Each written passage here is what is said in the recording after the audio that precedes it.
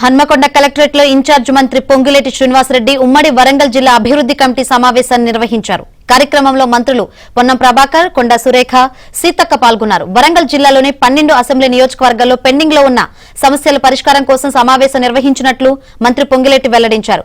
Budget లో కేటాయింపులపై అధికారులతో చర్చించారు. క్షేత్రస్థాయిలో ప్రజా సమస్యలను పరిష్కరించడానికి అధిక ప్రాధాన్యం ఇవ్వాలని అధికారులకు మంత్రులు సూచించారు. కాంగ్రెస్ ప్రభుత్వం ఏర్పడిన తర్వాత జిల్లా అభివృద్ధి ధ్యేయంగా ప్రజాపాలన సాగుతోందని మంత్రులు పేర్కొన్నారు.